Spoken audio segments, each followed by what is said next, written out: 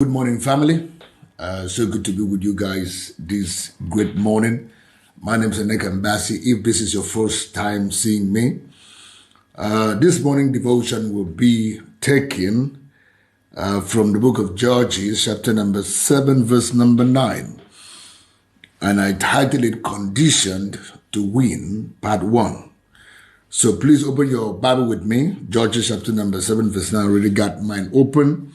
It says, "And it shall come to pass the same night that the Lord said unto him Gideon, Arise, get thee down unto the host, for I have delivered it into thy hand." I've delivered it into your hand, God said to Gideon.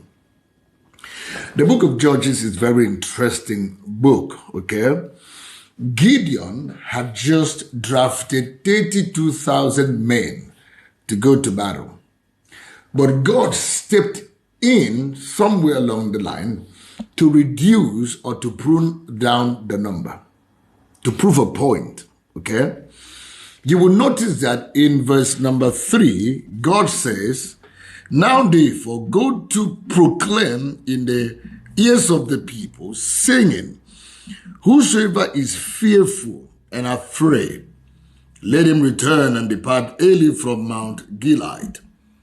And the return of the people, 22,000, and they remained 10,000. 22,000 people left, and 10,000 remained. When you drop down to verse number 4 to 6, read when you have time, you will equally notice that the number further dropped to 300. That large army reduced to a mere 300 that represent believers that who shifted their grounds because of fear.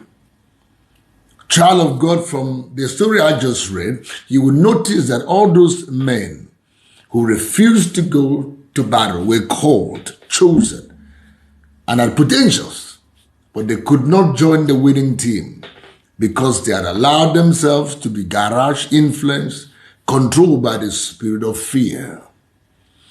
Let me remind you quickly that every believer has been drafted and is daily engaged in the battle of life, including you, be it in health challenges, finances, or marriage.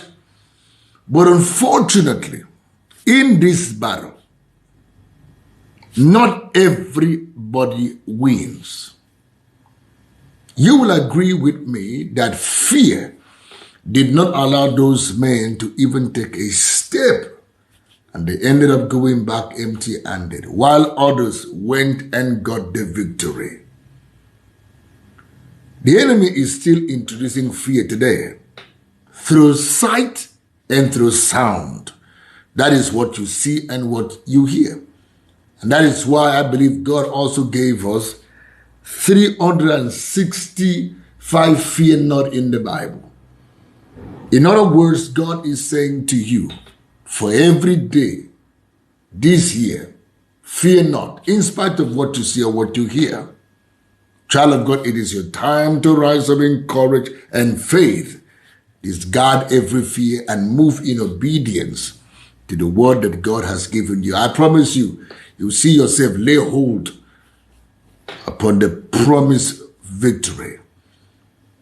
I believe that this is your season, and I see you testifying soon. God bless you, and I see you